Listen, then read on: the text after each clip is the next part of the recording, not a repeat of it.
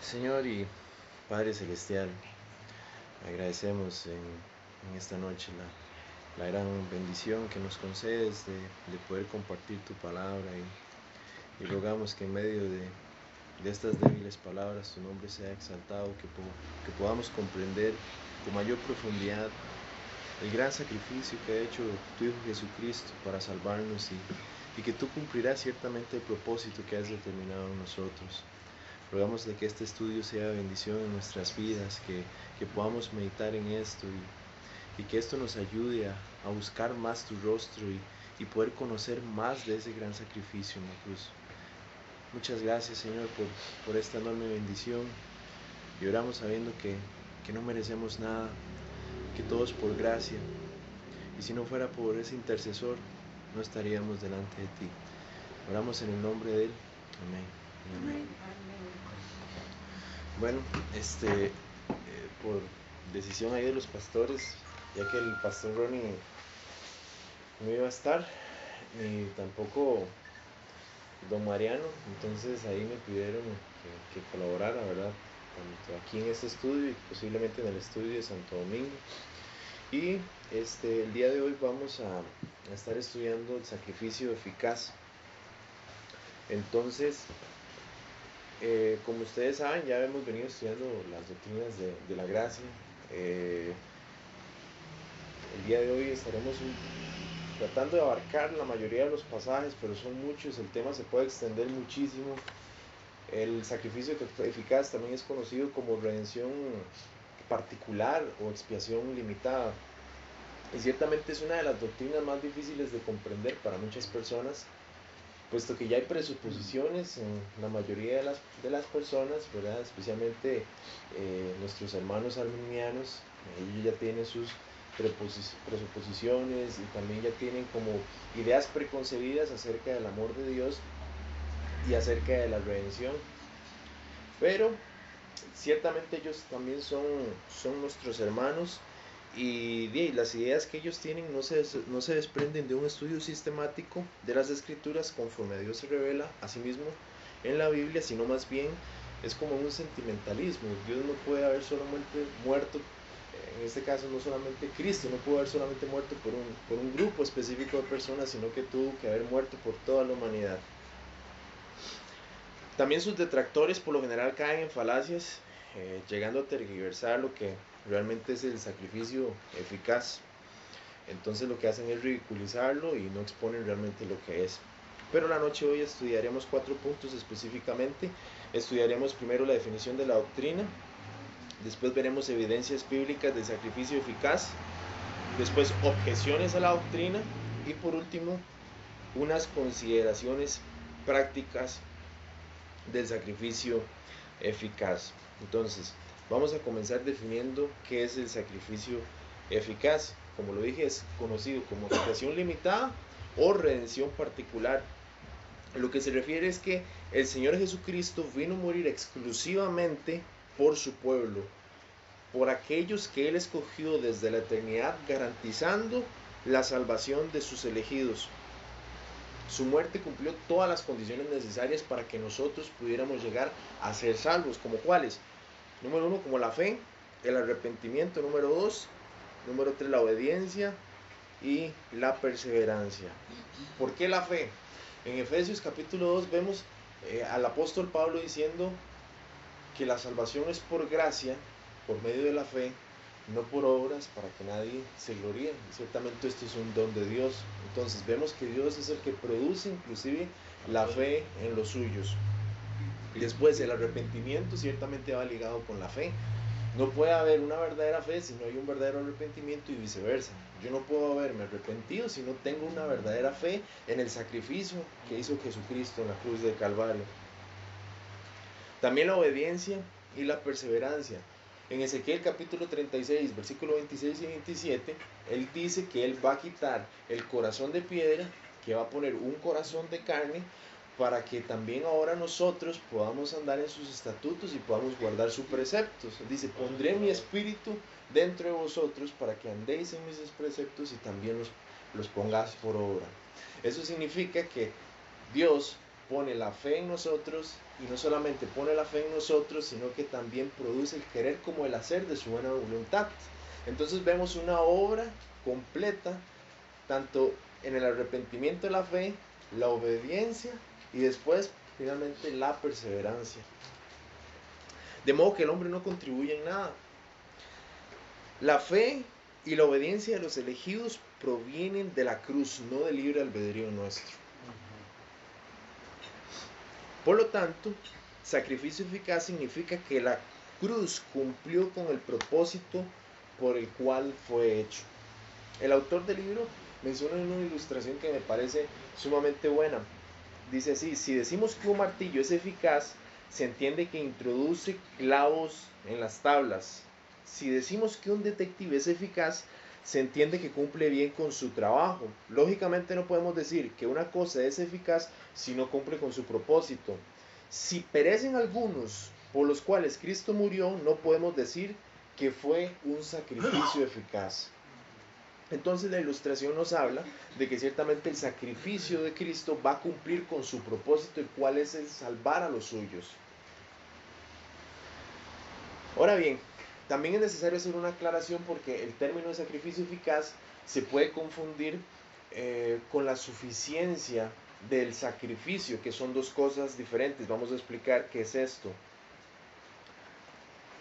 Ahora bien, cuando hablamos de la suficiencia del sacrificio, no estamos hablando de que dicho sacrificio no es suficiente para salvar a toda la humanidad. Y eso es algo importante que nosotros debemos entender, y eso es algo que también muchas personas dentro del evangelicalismo de hoy en día, especialmente nuestros hermanos arminianos, critican mucho de nosotros, diciendo que nosotros creemos o minimizamos el sacrificio de la cruz de Cristo, lo cual no es así. Nosotros creemos que el sacrificio podría salvar a millones de mundos, a millones de personas, a una infinidad. ¿Por qué esto? Ya que el sacrificio es medido por la dignidad de la persona que lo está haciendo. Jesús murió como el Dios hombre, y esto es una doctrina que nosotros hemos visto en las clases con el pastor Eduardo durante los últimos años de Cristo el Mediador.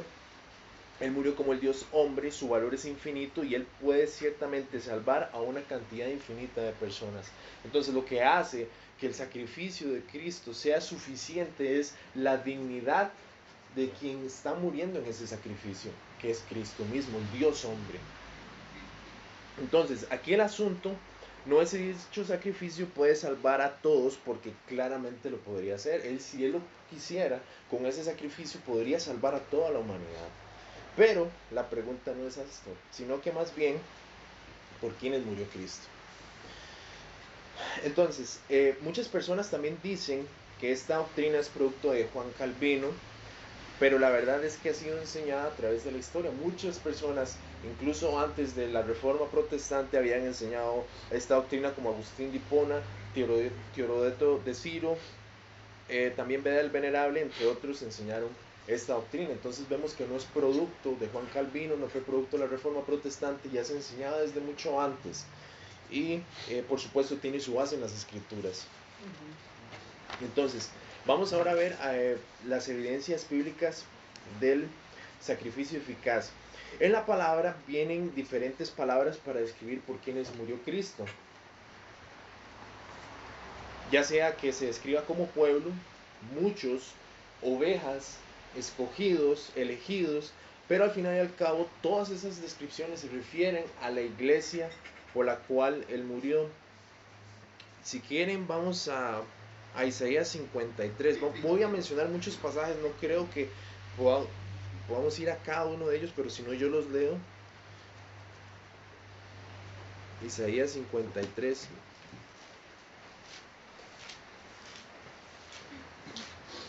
Y vamos a leer a partir del versículo 8.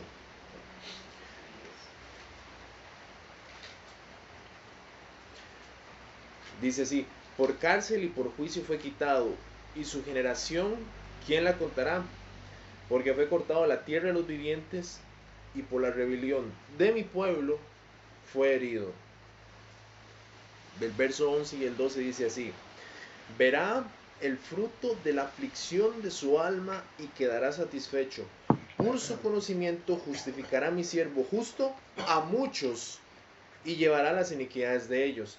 Por tanto yo le haré parte con los grandes y con los fuertes repartirá despojos, por cuanto derramó su vida hasta la muerte y fue contado con los pecadores, habiendo él llevado el pecado de muchos y orado por los transgresores. Entonces, vemos claramente en el versículo 8 que Cristo, bueno, en este caso el siervo sufriente que es Cristo, iba a morir por su pueblo, por la rebelión de mi pueblo ferido, dice el 8.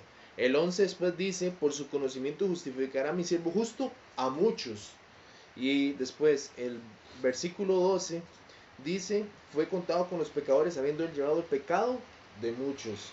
No dice de cada una y específicamente de cada una de las personas del planeta Tierra. Ahora vamos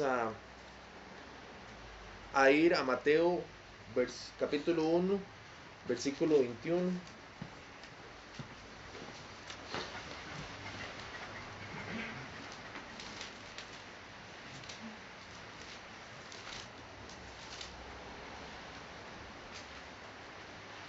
Dice así: y dará a luz un hijo, y llamarás su nombre Jesús, porque él salvará a su pueblo de sus pecados.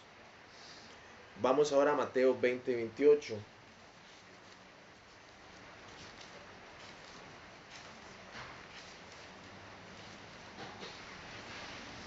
Mateo 20, 28. Como el Hijo del Hombre no vino para ser servido, sino para servir y para dar su vida en rescate por muchos. Entonces vemos que es una reiteración que está en Isaías, básicamente en Isaías 53. Dice que Él murió porque Él salvará a su pueblo de sus pecados, y en el 20:28 dice, sino que vino para dar su vida en rescate en muchos, que es lo mismo que dice en Isaías 53:8, por la rebelión de mi pueblo fue herido, y que también por su conocimiento justificará a mi siervo justo a muchos. Entonces es otra reiteración de lo que expresa el profeta Isaías en ese pasaje, en estos dos versículos que vemos en Mateo. Él vino a dar su vida en rescate por muchos, y no específicamente de cada una de las personas del mundo a través de la historia. Ahora quiero que me acompañen a Juan capítulo 10, versículos 10 al 11.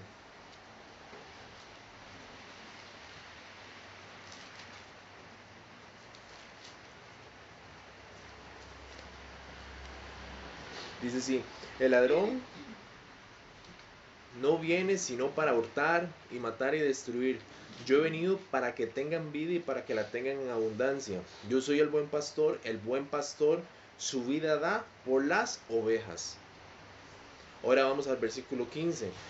Así como el Padre me conoce y yo conozco al Padre y pongo mi vida por las ovejas. Entonces ya vimos en Isaías 53 una descripción únicamente de su pueblo, que por la rebelión de su pueblo fue herido. Después en el capítulo 53, 11 y 12, Isaías dice que por su conocimiento justificará a mi siervo justo a muchos. Entonces ya vemos pueblo, muchos, lo vimos mismo en Mateo, y ahora vemos de que el buen pastor da su vida por las ovejas.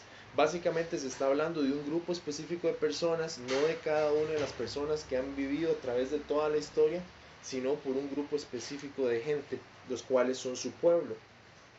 Ahora bien, como recordaremos en el estudio Juan, el pastor Ronnie limita aquí, en este pasaje específicamente, la muerte de Cristo únicamente y exclusivamente a sus ovejas, no a las cabras. Entonces vamos a estudiar un poco ahora esta ilustración que utiliza el Señor Jesucristo para describir a su pueblo como ovejas, y también a los que no son su pueblo como cabras. Examinemos Mateo 25 del 31 al 46.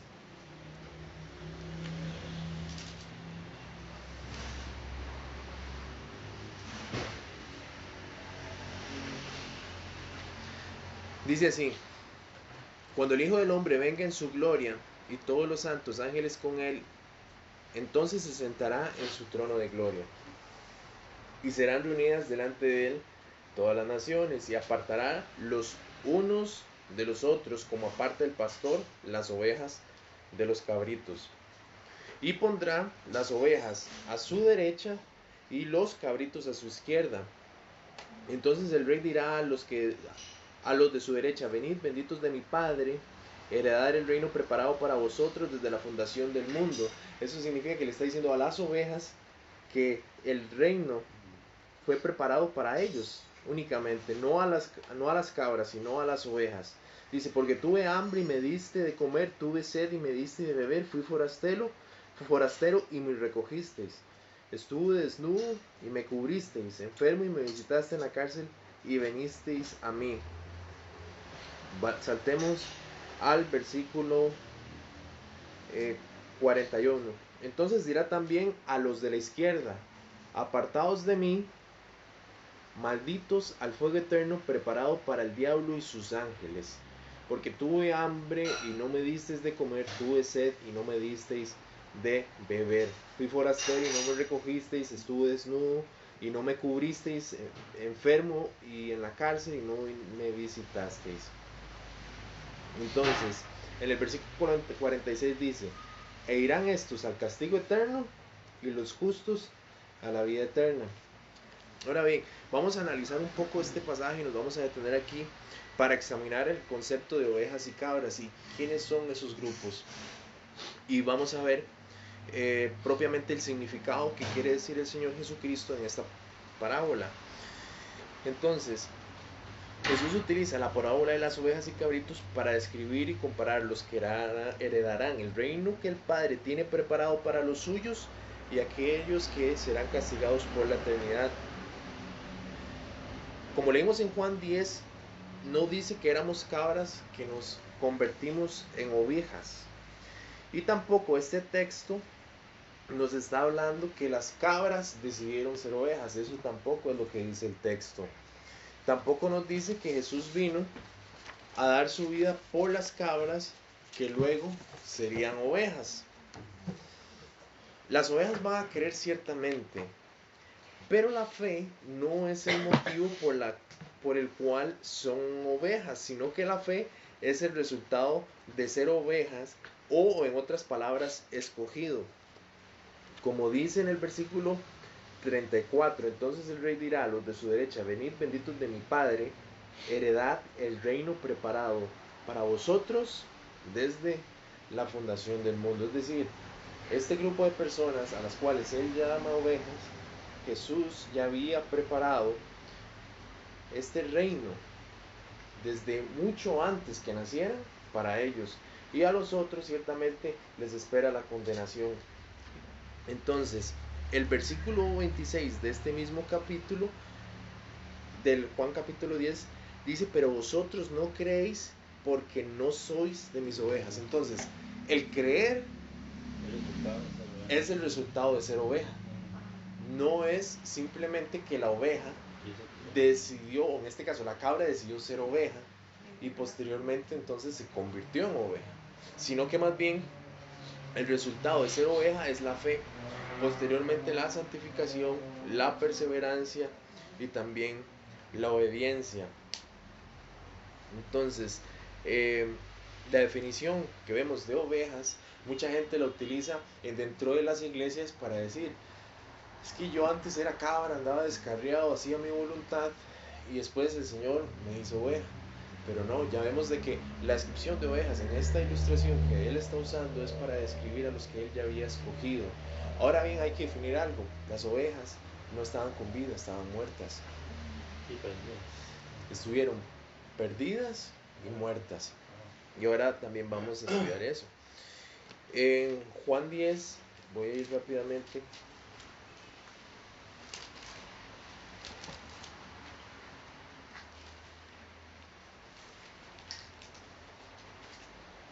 Dice, yo soy el buen pastor, el buen pastor su vida da por las ovejas. Y en el versículo 26, pero vosotros no creéis porque no sois de mis ovejas, como os he dicho.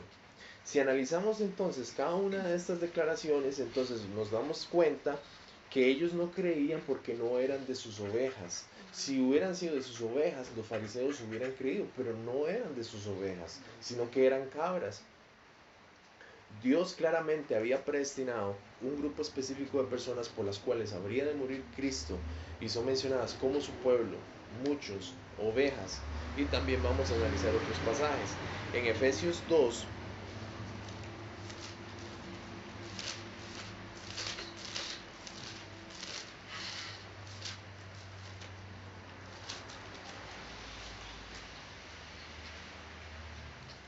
Dice así Efesios 2:1: y Él os dio vida a vosotros cuando estabais muertos en vuestros delitos y pecados. Es la misma descripción que utiliza, que Él da su vida por sus ovejas para que tengan vida. Es decir, las ovejas estaban muertas. La descripción ahora que utiliza el apóstol Pablo, inspirado por el Espíritu Santo, es decir, que nosotros estábamos muertos en delitos y pecados y que después Él dio vida estando muertos en delitos y pecados. ¿Por qué? Por causa del sacrificio de Cristo. Si no hubiera sido por causa del sacrificio de Cristo, no tendríamos vida, estaríamos muertos en delitos y pecados. Y después, el hecho de que nosotros creímos, nos arrepentimos, somos obedientes y perseveramos en la fe, es también causa de la preservación de ese sacrificio, que posteriormente se va a estar explicando en las próximas lecciones, en los próximos estudios bíblicos, ya sea el pastor Rónigo Mariano, que estará hablando de la perseverancia de los santos. También el versículo 6 al 9 dice: y juntamente con Él nos resucitó y asimismo nos hizo sentar en los lugares celestiales con Cristo Jesús, para mostrar en los siglos venideros las abundantes riquezas de su gracia en su bondad para con nosotros en Cristo Jesús.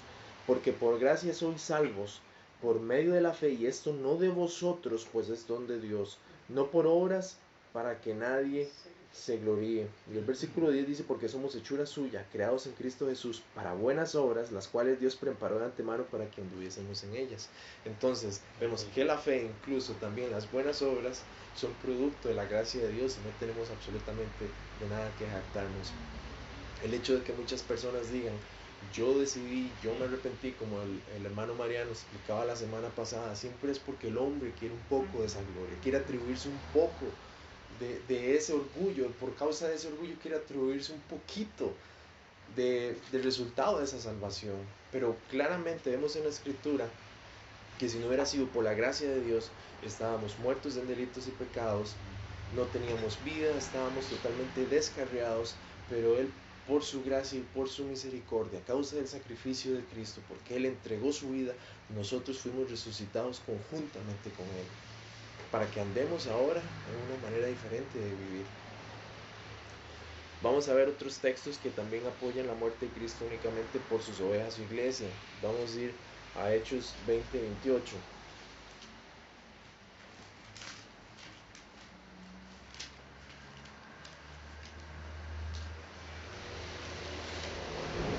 Hechos 20:28.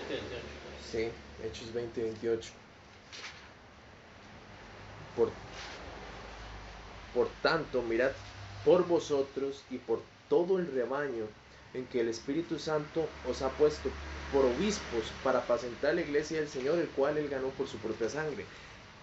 Aquí ya encontramos entonces la definición clara de la ilustración que vimos tanto en Mateo y también en el capítulo de Juan, en el capítulo 10 específicamente, de quién es ese rebaño, de quiénes son esas dos ovejas. Es la iglesia, somos cada uno de nosotros. Y esto también es algo que nos debería llenar de gozo, sabiendo que Él va a cumplir ciertamente el propósito en nuestras vidas de salvarnos para que estemos con Él en la gloria. También Efesios 5:25.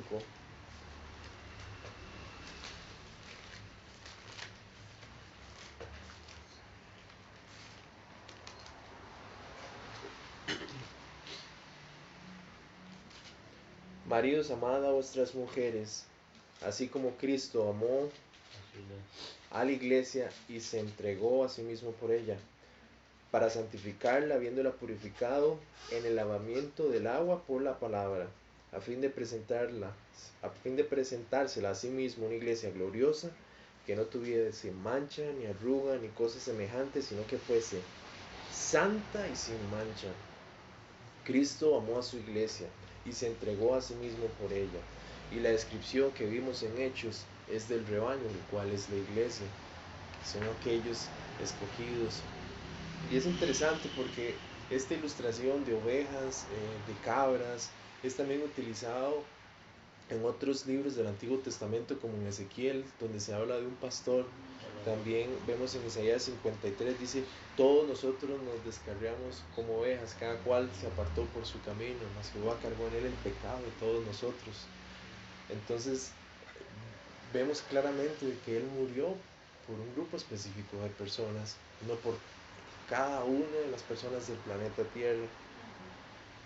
Hay una frase que dice un pastor anglicano, dice: si Cristo no ganó una salvación hipotética para creyentes hipotéticos, una mera posibilidad de salvación para quien posiblemente crea, sino una salvación real para su pueblo escogido. Él no está simplemente dando una posibilidad de salvación para que algunos posiblemente se salven. Si nosotros vemos este concepto, realmente da un entendimiento erróneo de quién es Dios, un Dios que es soberano, el cual cumple sus propósitos, el cual dice que va a hacer algo y lo cumple, y nada de eso va a poder ser derrocado, sino que Él por sus decretos hace su voluntad en el cielo y en la tierra, y todos los habitantes se someten a su voluntad. ¿Cómo Él no va a cumplir su propósito? Se me viene la imagen de un Cristo habiendo muerto posiblemente para un grupo, pero solamente unos creerían por su propia decisión, y Él está intentando: vamos, crea en mí, yo sé que usted puede, vea lo que usted está haciendo con su vida, tratando de persuadirlos, pero no es así, sino que Él saca a los muertos dándoles vida, como si alguien estuviera sumergido en un mar ya sin absolutamente ninguna pulsación en su corazón, ya se le fue el aire, está totalmente muerto, pero Él llega, lo saca y le da vida. Por eso es que también, y esto es una opinión personal, difiero mucho de esta perspectiva de que Él murió por toda la humanidad, aunque es sentimentalismo, pero no está basado en la escritura, no está basado en un estudio claro, ¿verdad? En cada uno de los textos que vienen y hablan del carácter de Dios, de los atributos de Dios, sino que es básicamente como algo que fue aprendido por tradiciones durante muchos años. Y la gente muerto lo por cuesta. toda la humanidad sería salva. Exactamente. Sí. Y ahora bien, en el pastor Kevin DeYoung dice: si Cristo no viene a nosotros simplemente diciendo: he cumplido mi parte, di mi vida por todos, porque tengo un amor salvador por todos en el mundo entero. Ahora bien, si solo crees y vienes a mí, yo puedo salvarte. En lugar de eso nos dice: yo fui traspasado por tus transgresiones, fui molido por tus iniquidades. He comprado con mi sangre a gente para Dios de toda tribu, lengua, pueblo y nación. Yo mismo llevé tus pecados en mi cuerpo sobre el madero, para que pudieras infaliblemente morir a tus pecados y vivir seguro para la justicia. Por mis heridas no solo hice que tu sanidad fuera posible, te sané. Vemos qué palabras más hermosas. Él murió y ha comprado a gente para Dios de toda tribu, lengua y nación.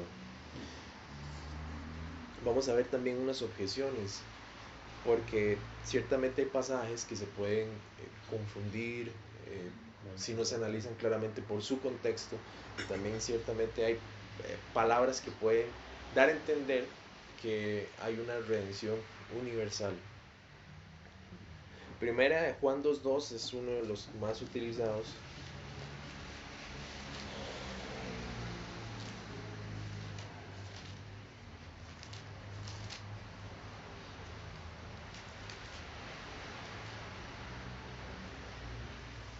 Y Él es la propiciación por nuestros pecados, y no solamente por los nuestros, sino también por los de todo el mundo.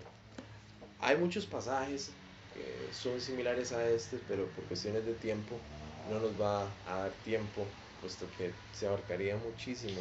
Esto es básicamente como un resumen que se trata de dar, porque este tema es sumamente extenso y podría hablarse mucho al respecto. El autor del libro, a la hora de dar la explicación de este pasaje, nos dice que hay que dar primero una definición clara a las palabras dadas. ¿Qué significa la palabra propiciación? La palabra propiciación significa apaciguar la ira. Es una palabra usada más o menos 5 veces en el Nuevo Testamento para indicar que la ira de Dios se apacigua respecto al pecado. Según este pasaje, la ira de Dios está apaciguada, por eso dice que es propiciación, por nuestros pecados y también por los de todo el mundo. Pero hay que ver otras cosas. Si la ira de Dios está apaciguada para todos en el mundo entero, ¿Qué de los cientos de versículos en toda la Biblia que hablan de la ira de Dios hacia los pecadores? Salmo 7:11 dice, porque Dios es juez justo, y Él está enojado contra el impío todos los días. ¿Qué de la ira de Dios en Apocalipsis que se derramó sobre todo el mundo? El sacrificio de Cristo no apaciguó la ira de Dios hacia todo el mundo, porque de otro modo nadie sería condenado.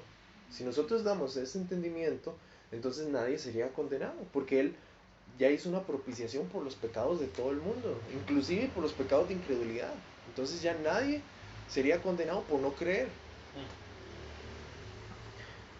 La palabra propiciación se usa en Romanos 3:25 para mostrar que la ira de Dios está apaciguada solamente hacia los que son justificados por la fe en Cristo. Si quieren, vamos un momentico rápido a Romanos 3.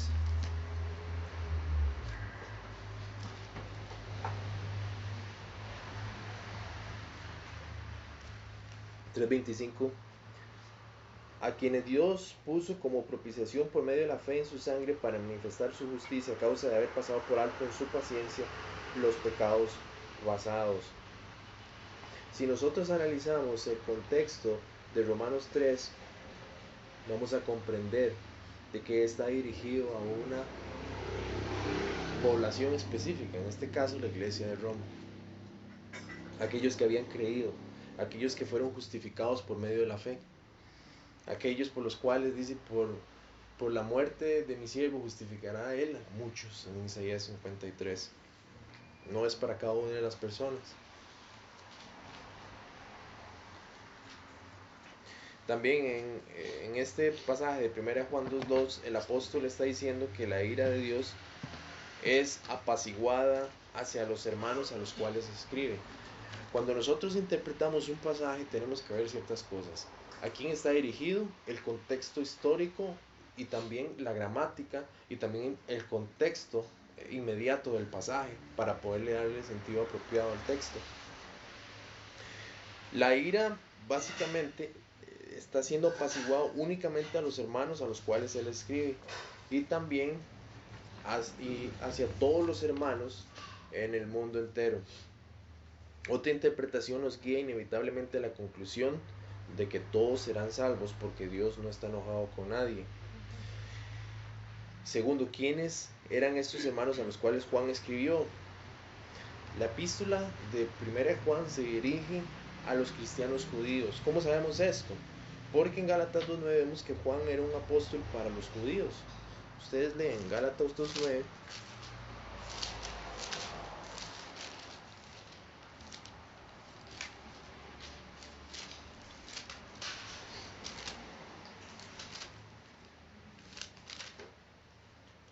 Y reconociendo la gracia que me ha sido dada, Jacobo, Cefas y Juan, que eran considerados como columnas, nos dieron a mí y Bernabé la diestra en señal del compañerismo para que nosotros fuésemos a los gentiles y ellos a los de la circuncisión.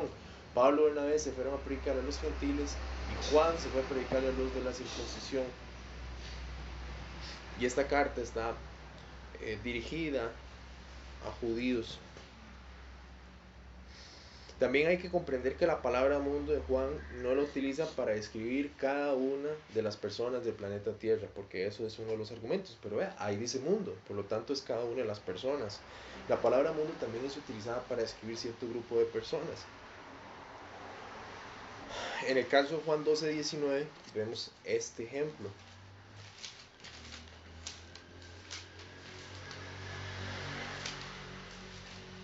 Juan 12:19 dice así: pero los fariseos dijeron entre sí, ya veis que no conseguís nada, mirad, el mundo se va tras él.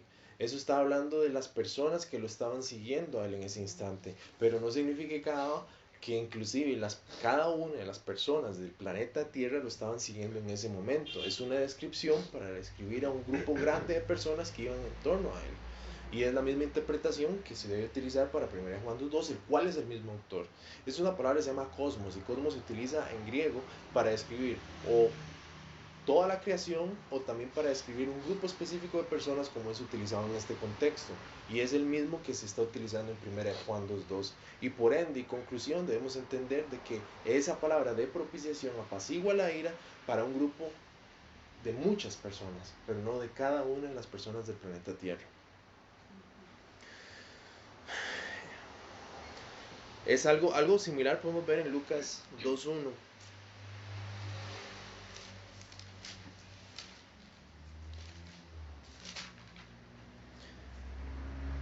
Aconteció en aquellos días que se promulgó un edicto de parte de Augusto César que todo el mundo fuera empadronado. En este primer censo se hizo siendo Cirenio gobernador de Siria, e iban todos para ser empadronados para cada uno a su ciudad. Está hablando de que todo el mundo debía ser empadronado. Cada uno, estamos hablando de personas de Asia Menor, estamos hablando de gente de Israel, de Egipto, de África. Aquí el texto no está hablando de cada una de las personas debían ser empadronadas, cada una de las personas del mundo. Sería sacar el contexto del pasaje, sacarlo de contexto. Está hablando de un grupo de personas específicas, las cuales se tenían que empadronar, las cuales eran muchos. Entonces, mundo se utiliza también para describir a una gran cantidad de personas. También en Apocalipsis 5:9, escrito por el mismo Juan, dice que con la sangre de Cristo fueron redimidas personas de todo linaje, pueblo y nación. Ahora bien, si nosotros utilizamos otros pasajes para poder comprender el contexto y también a lo que se refiere el autor, nos daremos cuenta de que Juan está hablando también de personas de toda lengua, toda tribu y toda nación. No hay distinción de personas para que vayan a ser redimidas. Pueden ser personas de África, personas de Asia, personas de cualquier tipo de lengua y de cualquier etnia. No hay distinción.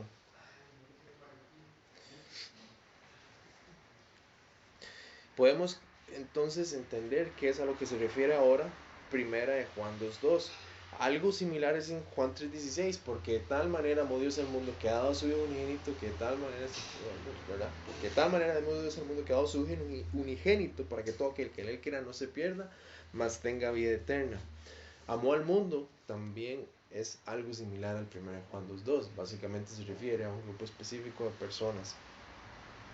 También cuando se habla de todos, en otros textos se refiere a los suyos, sin distinción, como en 2 de Pedro 3:9, que es otro de los pasajes, pero por cuestiones de tiempo no nos va a dar para poder ir por todos los pasajes.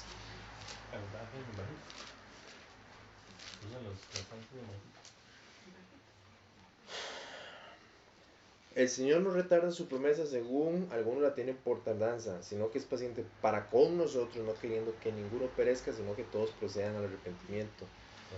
Con nosotros. Entonces ahí también se puede ver un ejemplo. No vamos a ir por cada uno, pero yo creo que con estos dos ya podemos tener un entendimiento a qué se refiere cuando se habla de muchos, cuando se habla de mundo, que Él murió por todos. No se está refiriendo a cada una específicamente de las personas del planeta Tierra a través de toda la historia. Ahora vamos a tener unas consideraciones prácticas. Ya vimos la definición de la doctrina, evidencias de la doctrina, también objeciones a esta doctrina, y ahora vamos a considerar cosas que nosotros podemos aplicar para nuestras vidas. Lastimosamente, el corazón humano es malo, e incluso las cosas buenas se pueden tergiversar. La doctrina que estamos viendo es una verdad bíblica, pero aún el corazón humano la puede utilizar para mal. ¿Cómo? Hay personas que dicen, bueno, como ya Cristo murió por mí, entonces yo ya no tengo ninguna responsabilidad en santidad, en creer, en arrepentirme, sino que ahora vivo como me da la gana, puesto que ya soy salvo, Él murió por mí, por todos los pecados. El sacrificio eficaz de Cristo no niega la responsabilidad humana para creer y arrepentirse. También esto es una de las cosas que dicen nuestros hermanos arminianos, donde nos acusan de que no evangelizamos y que también todos son como robots. Existe claramente un libre albedrío en un sentido de que todos nosotros tenemos voluntad, pero esa voluntad no es para escoger a Dios, sino para poder tomar ciertas decisiones. No somos robots, claramente, y nuestra confesión de fe explica claramente el concepto de libre albedrío. En ese sentido, por esto que hay dos posiciones, el libre albedrío en términos de salvación claramente no existe, pero todos nosotros tenemos la capacidad de razonar, también de decidir. Estamos libres albedrío dentro de nuestra condición. ¿verdad? Entonces, esto en cierta manera puede ser paradójico, ¿verdad? Que Dios mande a todos los hombres a arrepentirse, a que crean, pero Él solamente murió por unos cuantos. Y aquí nosotros debemos ser humildes y decir, no entiendo todas las verdades que están en la escritura, pero sí debo aceptarlas. Y algún día las entenderemos. ¿Por qué Él no decidió salvar a cada una de las personas? Vemos en Romanos capítulo 9, ¿quién eres tú para altercar contra Dios? El Deuteronomio, las cosas Deuteronomio 29:29. pertenecen a Jehová. La oferta de salvación es para todos los hombres. Si nosotros realmente no creemos, tampoco vamos a tener una excusa delante de Dios diciendo, es que usted no me escogió. Ciertamente todo aquel que llega a Él no le va a echar fuera. El mensaje de salvación debe ser para todos y eso nos debe impulsar a nosotros a predicar el Evangelio, porque Él claramente va a cumplir su propósito en los suyos. Él va a salvar y esto nos debe impulsar a evangelizar a nuestros familiares, a nuestros compañeros de trabajo, universidad, porque sabemos de que Él va a cumplir su propósito. La descripción que daba el hermano Mariano la semana pasada de Spurgeon, el cual decía, si alguno tuviera una descripción clara de que soy escogido, solamente me concentraría en ellos, pero como no es así, predico a todo el mundo. Y también nosotros debemos entender como creyentes que también debemos examinarnos. Hay personas dentro de las iglesias, incluso iglesias así mismo, que se llaman así mismo reformadas, que están amando la mundanalidad, que están amando el pecado, pero por haber abrazado esta doctrina, entonces ya ni se autoexaminan a sí mismos, ni tampoco comparten el evangelio con otros, sino que se han endurecido. Y esta doctrina, más bien, ellos la han tergiversado de tal manera que ahora es su piedra de tropiezo, porque ahora simplemente, humanamente, dijeron, ok, ya el Señor me salvó, y ahora vivo haciendo lo que me da la gana. Nosotros también se nos manda autoexaminarnos para ver si estamos en la fe, caminando en pos de la santidad y creciendo en piedad. También como creyentes debemos comprender la preciosa realidad de esta doctrina. Esto es realmente hermoso, ya que esto debe ser un descanso para nosotros, sabiendo que nada ni nadie nos va a poder separar de su amor si realmente estamos en Él. Si nosotros pecamos, tenemos ese abogado que intercede por nosotros. Como vimos en Juan capítulo 17, que Él no solamente nos salvó, sino que también intercede eternamente por los suyos y podemos ir a Él confiadamente, sabiendo que Él nos perdona. Sabemos que Él nos ama. Él aseguró nuestra salvación y nada ni nadie nos va a poder apartar de su amor. Y es algo seguro que algún día le veremos tal y como Él es. Prediquemos el Evangelio, hermanos, porque sabemos de que Él va a cumplir su propósito de salvar a los suyos. Amén. Busquemos su rostro en oración cada día para volvernos más a su voluntad, porque ya Él preparó buenas obras para que nosotros camináramos en ellas, para que lo conozcamos a Él. Vamos a orar. Padre Celestial, te damos las gracias porque tú eres un Dios misericordioso que nos ha permitido experimentar el milagro del nuevo nacimiento, y tú cumplirás tu propósito en aquellos que son tuyos. Nos guardarás. Ayúdanos, Señor, a ser agradecidos con este sacrificio, que meditemos cada día en el Evangelio y lo que tú has hecho a través de Cristo en nuestras vidas. Gracias por ese Salvador tan grande. Ayúdanos como iglesia para predicar el Evangelio, para que evangelicemos a otros. Danos la valentía, las fuerzas. Ayúdanos a perseverar en la fe y autoexaminarnos cada día si estamos caminando de acuerdo a tu voluntad, sabiendo que algún día te veremos y estaremos contigo en la gloria.